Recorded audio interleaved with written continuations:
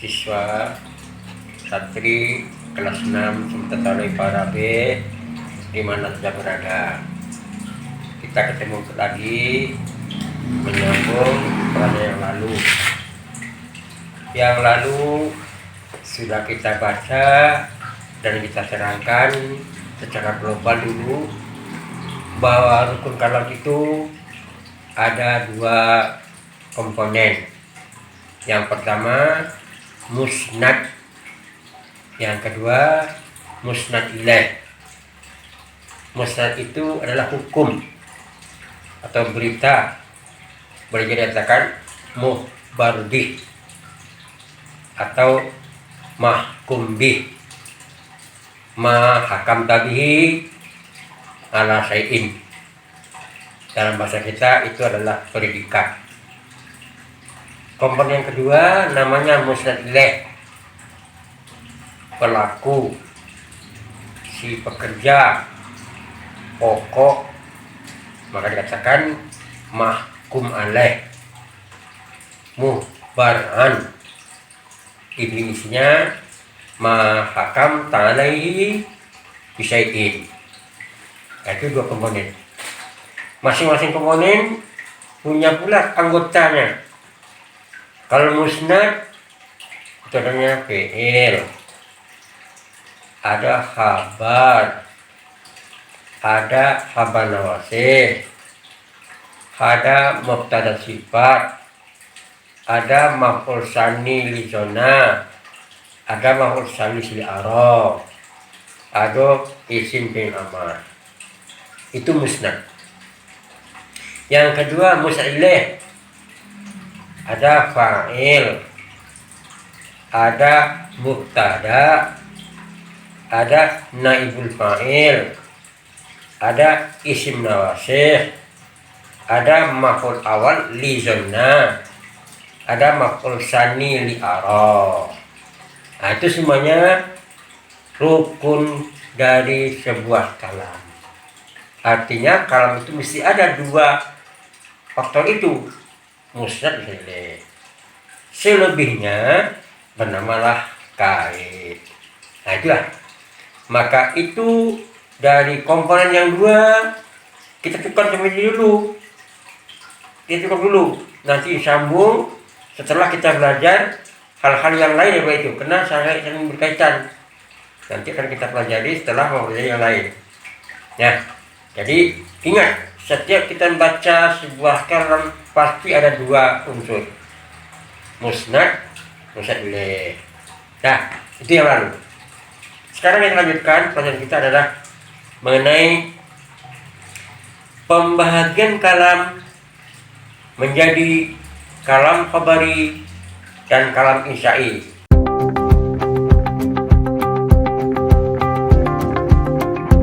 Atau khabariyah dan insya'iyah. Saya bacakan ya. Ya, minimal para santri paham dulu. Nah, nanti dibaca kitab.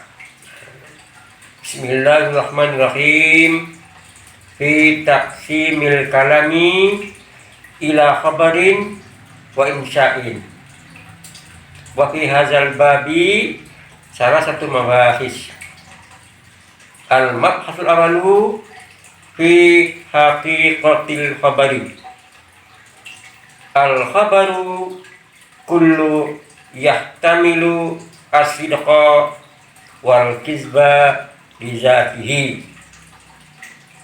Wa in syi'ta faqul al-khabaru huwa ma yatahaqqaqu madluhu fil kharij bidun yutuh. Nahwu al-ilmu nafi'un faqad asbasna sifatan nafi lil ilmi wa tilka sifatu sabitatun lahu sawa'un talafasta bil jumlah as-sabiqah am lam tatalafas. Li'anna naf'al ilmi amrun hasilun fil haqiqah wal waqi'. Wa inama anta tahki mattafaqa alaihi an-nasu qatibatan wa qadat bi syara'i' wa hadat ilaihi Uqul bidun nazrin ila isbatin jadi. Jadi secara gamblangnya Ustaz bacakan terjemahannya. Khabar itu ialah sebuah kalam yang boleh jadi mengandung benar dan mengandung tidak benar, kizib pada zatnya, pada isi kalam itu. Boleh juga mengatakan khabar itu ialah sesuatu yang terbukti isinya menurut kenyataan tanpa diucapkan. Contoh, ilmu itu bermanfaat. Sesungguhnya kita semua telah menetapkan bahwa sifat manfaat dari ilmu itu, sifat itu sudah ada dari dulu, sekalipun tidak diucapkan. Nah, itu definisi dari kalam khabari atau jumlah khabariyah. Kenapa begitu? Karena bahwasanya manfaat ilmu itu sudah terhasil, sudah ada secara kebenaran, secara hakikat, kenyataan. Kenapa diucapkan kembali? Kita ucapkan kembali sesuatu yang telah disepakati oleh manusia secara keseluruhan. Oh, betul, secara keseluruhan. Dan sama juga membenarkan, syarat juga membenarkan ilmu itu bermanfaat. Dan akal juga seperti itu. Akal sudah mencari bahwa ilmu itu benar, ilmu itu bermanfaat, tanpa diucapkan dan tanpa membutuhkan ketetapan baru. Sudah ada dari dulu. Nah, jadi dalam definisi dikatakan sesuatu yang mengandung kebenaran dan mengandung kedustaan. Anda bertanya, dari mana Ustaz? Kebenaran berhimpun dengan kedustaan. Maksudnya begini, itu dua kaidah itu. Yang pertama, kalamun yahtamil sidqa, itu khabar juga itu. Yang kedua, kalamun yahtamil kizbah, khabar juga. Jadi digabungkan duanya. Kalam yang mengandung boleh jadi benar, boleh jadi tidak benar. Jadi orang mendakwa ini, Ustaz, kenapa benar dengan dusta itu disatukan, Ustaz? Kan berlawanan. Iya, itu dua definisi digabungkan. Kalau dengan au, berbeda dengan au. Kalau au itu diambil satu, yang tidak. Begitu. Ketika kalam itu dusta, yang benar enggak? Atau kebalikan, yang benar iya, yang dusta enggak kalam. Itu maka dengan wow. Karena dua definisi digabungkan satu. Jadi semua bicara, semua kalam yang ternyata benar, dilihat ada kejadian walaupun telah terjadi yang lalu, itu dinamakan khabariyah. Atau katakan kalam yang besar misalnya al-ardu sabitah, bumi itu tenang, tidak berputar, tidak beredar. Itu benar juga, itu kalam juga itu, walaupun dusta. Kalau al-ardu mutaharikah juga benar, atau juga kalam itu. Kalam yang dusta khabariyah namanya, kalam yang benar khabariyah namanya. Keduanya kalam namanya. Jadi kesimpulan, sesuatu yang boleh jadi Anda terima iya atau tidak diterima dengan kata tidak, namanya khabariyah. Selesai ya khabariyah ya? Selesai. Lalu yang nomor 2, jumlah itu namanya jumlah insya'iyah atau jumlah insya'i, kalam insya'i. Yang insya'i itu lawannya kalamun la yahtamil sidqa wal kizba lijatihi. Kalam yang tidak bisa kita terima iya atau tidak bisa kita terima tidak, karena itu bukan khabar. Di sini akan bisa lanjutkan mana kalam-kalam yang masuk insya'i atau jumlah insya'iyah. Yang insya'i itu yang pertama, kalam yang berbentuk amar. Amar itu yaitu fi'il mudhari yang dihadapkan huruf mudhari'nya mukhatab atau muktabah ganti dengan hamzah. Contohnya if'al. Ya, if'al. Bagi amar itu ada 4 sigat bentuknya. Ada amar hadir. Amar hadir, amar yang terbikin dari mudhari yang mukhatab atau muktabah. Namanya hadir. Ijlis, ijlisa, ijlisu, ijlisi, ijlisa, ijlisna. Kalau dengan kata ijlis. Idrib, idriba, idribu, idribi, idribna. Idrib, idriba, idribu, idribi, idriba, idribna. Kan ada 6 itu. Itu yang pertama. Amar mukhatab atau amar syighar. Yang kedua, model-model amar itu ialah fi'il mudhari yang dimasuki dalam amar. Atau boleh dikatakan amar ghaib. Amar ghaib misalnya banyak waktu Al-Quran juga. Liyunfiq zu sa'atin min sa'ah. Hendaklah memberikan sebagian hartanya dinafkahkan kepada orang miskin, bagi orang yang kaya. Ya semasuklah liyazhab, liyajlis, liyunfiq. Itu amar ghaib. Kesannya lebih halus ketimbang infiq atau anfiq, ijlis. Lebih halus. Ya ada kan juga. Yang kedua. Yang ketiga, masdar pengganti fi'il amar. Ini masdar yang lafaznya, tapi taqumu maqamal amri, tanzilu manzil amri. Contohnya banyak. It'amun fi yaumin zi mazwabatin yatiman. It'am menempati at'im. Ya.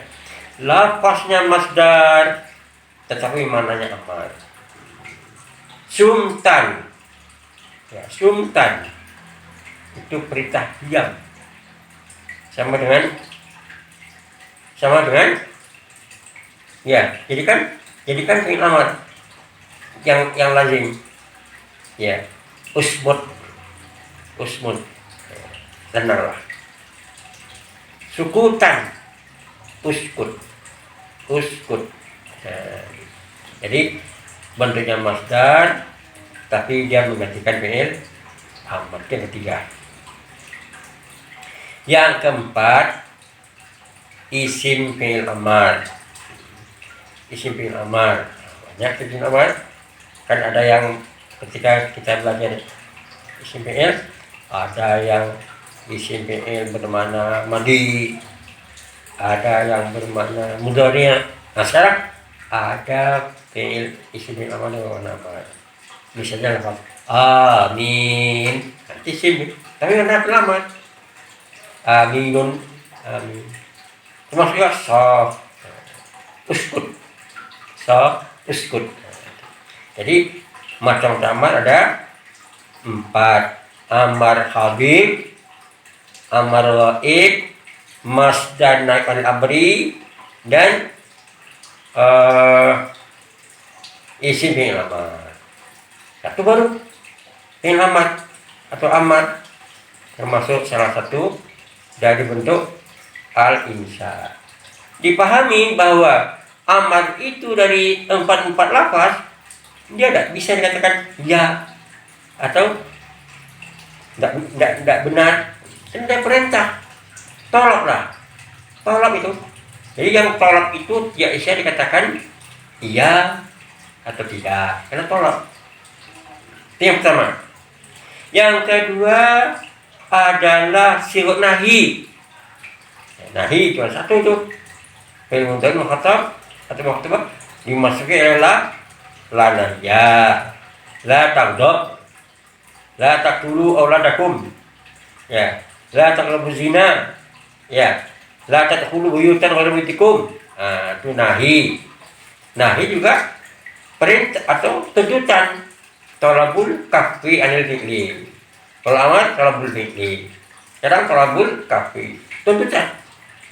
Jadi amar itu tuntutan berbuat, nahi tuntutan untuk tidak berbuat. Tuntutan. Yang dua, amar nahi.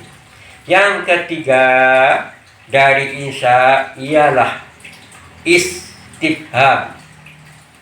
Al istifham. Pertanyaan. Jumlah yang mengandung istifham.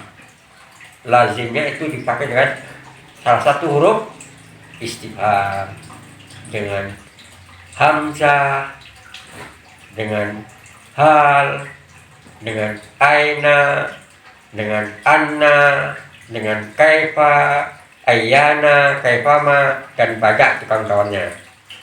Jadi kalau bertemu jumlah yang dimasuki salah satu huruf istifham, maka jumlah itu namanya jumlah insya'iyah.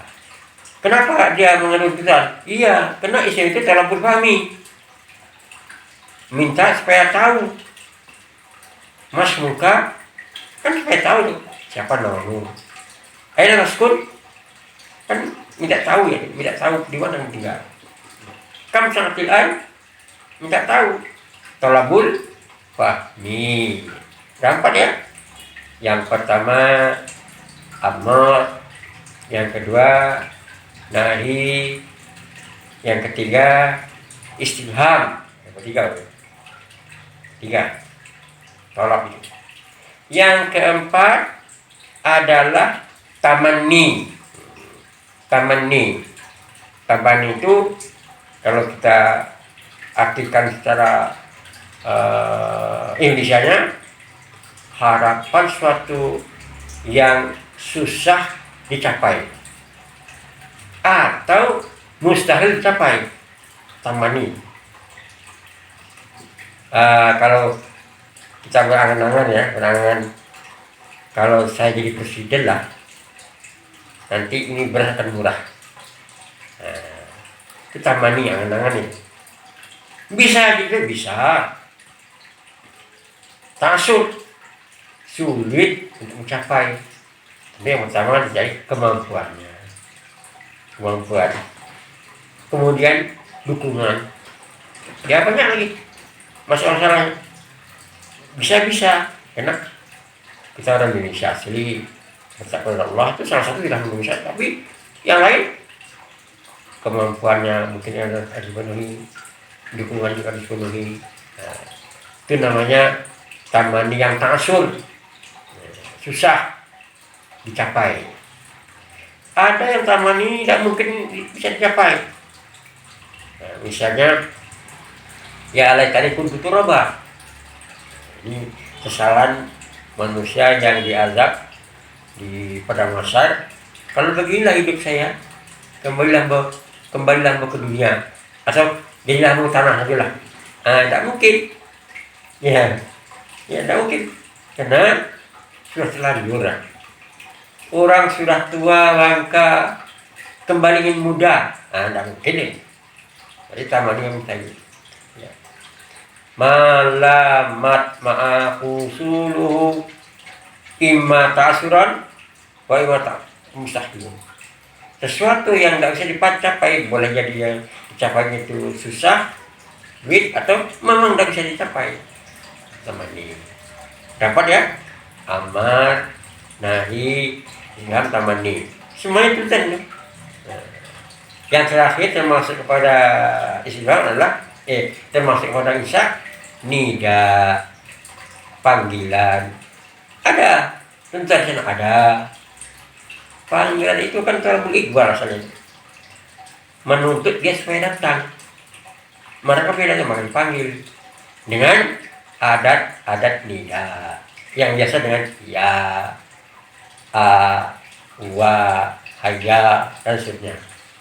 Kalau jumlah ada nida itu nida insya'iyah. Cukuplah bahwa insya itu terbatas hanya 5. Amar, nahi, istifham, tamani, nida. Dia harus kembali kepada kawaid lagi. Apa itu huruf nida? Apa itu istifham? Apa itu ada tamani, kembali pada kawaid. Adalah balaghah ini dikatakan jumlahnya jumlah insya'iyah. Itu barangkali hanya apa penjelasan ringkas dari macam-macam insya. Bermula dari macam-macam kalam. Jadi kalau di diagram kalam itu udah macam khabariyah, yang kedua insya'iyah. Yang khabariyah mudah saja, suatu ucapan yang akal kita boleh menerima, boleh tidak, boleh salah, boleh benar. Kalau kalam itu tidak terbukti kenyataannya dengan apa yang diucapkan, maka kalam itu namanya kalam dusta. Tapi kalau ketemu ucapan dengan kenyataan, kalamnya kalam yang benar. Itu yang khabariyah. Singkat saja. Sesuatu ujaran yang boleh kita terima tidak atau boleh kita terima iya. Sementara yang insya lawannya kalam yang tidak bisa kita katakan ya, tidak bisa kita katakan tidak, karena tuntutan. Masalah dari mana? Amar, nahi, istibham, tamani, nida. Amar itu ada 4 sigat. Sigat amar hadir, amar ghaib, masdar pengganti fi'il amar, dan isim min amar. Kalau dicari dalam Quran banyak tuh, dalam fikih banyak. Ini purkhobatu lidah. Fa'ilam yajid fasyamu. Fasyamu, syam itu masdar sumu atau sumu. Itu aktif. Begitu hasilnya. Lalu nahi, lalu istibham, lalu tamani, terakhir nida. Bayan lebih lanjut dapat dibaca dalam kitab halaman, dalam buku saya itu halaman 53 sampai akhir. Nah, setelah ini nanti kita akan bicarakan masalah apa tujuan khabar itu diucapkan. Maka dikatakan ya al-maqasidu wal aghradu allati bidajla yulqal khabar. Tujuan dan maksud karena tujuan itu khabar diucapkan. Yang pertama, ya kalau orang bicara itu ada tujuan. Orang memberitahu orang itu ada tujuan. Dinamakan imma ifadatul khatabi al-hukma allazi tatabanu jumlah idza kana al-khatabu jahilan lah. Wa yusamma hadzal fa iyatul khabri. Berbicara suatu berita kepada orang yang belum tahu sama sekali, masih khali, blank, kepalanya blank. Dikatakan berita itu, baru dia menerima, baru berfaedah, baru dia tahu faedah kabar. Misalnya ad-dinu muamalah, Muhammadun Rasulullah. Semuanya orang dah tahu siapa si Muhammad.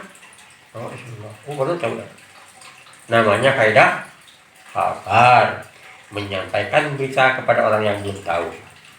Atau ada kepala sekolah memberikan berita, besok hari ini kita libur. Ada. Nah, kali itu kena apa? Libur ada tamu, libur ada kena sakit sebagainya. Yang penting berita. Berita itu disampaikan kepada orang yang belum tahu, maka bisa faedah kabar. Ya. Yang nomor 2 namanya ifadatul muhatab anal mutakallim alimun aidan biannahu ya'mul khabara kama taqul fi akhfa alaika najahu fil jihad wa alim tahu min tabil akhar hatta najahta fil imtihan. Nah, ini menyampaikan berita kepada orang dah tahu. Kata menurut kita dia belum tahu, padahal dia udah tahu. Gunanya apa? Gunanya supaya tahu dia bahwa kita udah tahu juga bisa itu. Kan gitu. Menyampaikan orang sesuatu berita pada orang yang udah tahu supaya dia tahu bahwa saya udah tahu gitu. Jadi rahasia namanya. Rahasia adalah bocor. Ya, bocor. Jadi dikatakan, kau katakan kepada orang yang menyembunyikan lulusannya, engkau lulus ujian. Dia tahu hasilnya lulus. Kita sampaikan apa? Mungkin ada janji dulu. Kalau dia lulus, dia akan traktir. Sampai sekarang belum traktir, dia 1 bulan belum traktir. Mungkin ada duit, ditagih. Engkau lulus ujian. Yang seperti yang mana? Lazim faedah, menyampaikan berita kepada orang yang tahu. Gunanya apa? Supaya dia tahu bahwa saya dah tahu. Begitu. Enggak, hanya yang lebih faedah. Contoh yang dekat, contoh yang lain. Misalnya sama-sama pulang kampung nih, tiba di Prabe. Rupanya kawan di kampung itu udah tunangan. Dirahasiakan, malu kalau sampai sekolah orang tahu dia tunangan. Pulang orang tahu nih, orang lain nyampaikan, siapa tahu. Besok di kampung katakan, kamu tunangan dengan Sarul. Terkejut ya. Wah, aku tahu. Jadi kawan yang usil ini supaya dia tahu bahwa saya tahu. Rahasia kamu jangan tahu. Ya kan begitu. Jadi yang seperti itu namanya lazim faedah. Banyak gunanya seperti ini. Orang kadang-kadang tidak tahu, gunanya supaya tahu kan ada tahu. Ya. Jadi 2 macam ya. Bikin khabar itu. Yang pertama lazim faedah, yang kedua faedah khabar. Kalau faedah khabar, berita disampaikan kepada orang yang belum tahu supaya dia tahu. Ya. Kalau lazim faedah bukan demikian. Menyampaikan kepada orang yang tahu supaya dia tahu bahwa saya sudah tahu. Rasanya sudah terbongkar. Itu secara kronologi. Nanti akan kita dibahasnya secara panjang lebar sampai ke halaman 55 itu. Kadang-kadang berita itu disampaikan kepada orang bukan saja untuk orang yang tidak tahu, ya, keluar dari dasar, menyampaikan berita yang tahu itu biasa. Sekarang menyampaikan berita ada tujuan lain, misalnya istirham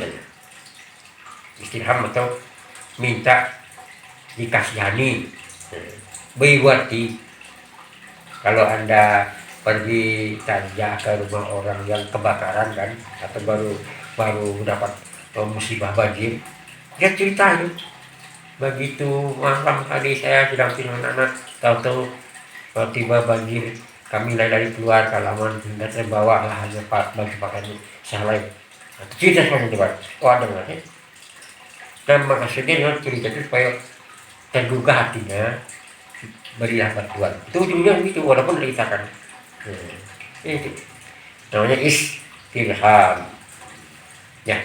Yang kedua, tahdikul himmah ila ma yajam kasluhu. Menggerakkan kemauan orang supaya ia mencapai apa yang ditujukan. Contoh begini, laisa sawaan alimun wa jahulun. Tidak sama orang bodoh dan orang pandai. Itu berita aja.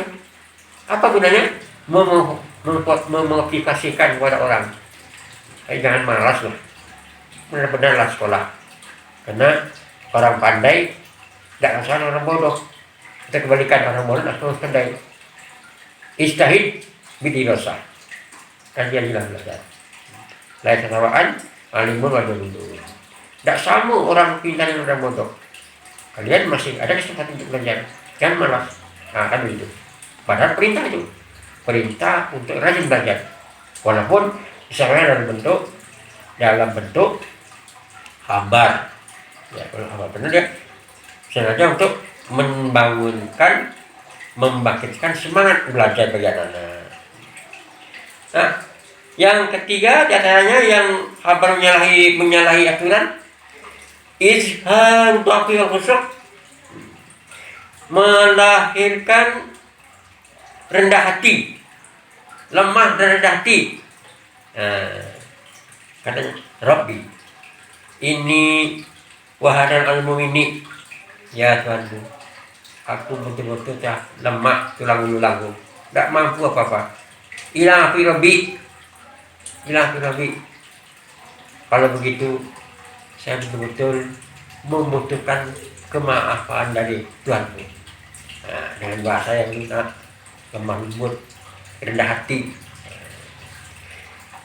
Yang keempat, kabar yang keluar di mana asal, faedah kabar dan faedah tahassur ala sayyidil mahbubin. Melahirkan merasa rusuh, sedih terhadap sesuatu yang dia harapkan. Nah, misalnya kata Maryam ini, ibu Maryam ketika hamil dia mengharapkan supaya anaknya laki-laki untuk mengurus Baitul Maqdis nanti. Karena dari hari ke hari nampaknya tidak berapa orang yang berniat untuk memelihara Maqdis. Nah, ini waktu Al-Unsa. Ya Allah, kebetulan saya melahirkan seorang perempuan, yaitu Maryam. Sementara yang diadakan laki-laki. Nah, yang sampai itu dulu faedah kabar dan kabar yang menyalahi asal. Assalamualaikum warahmatullahi wabarakatuh.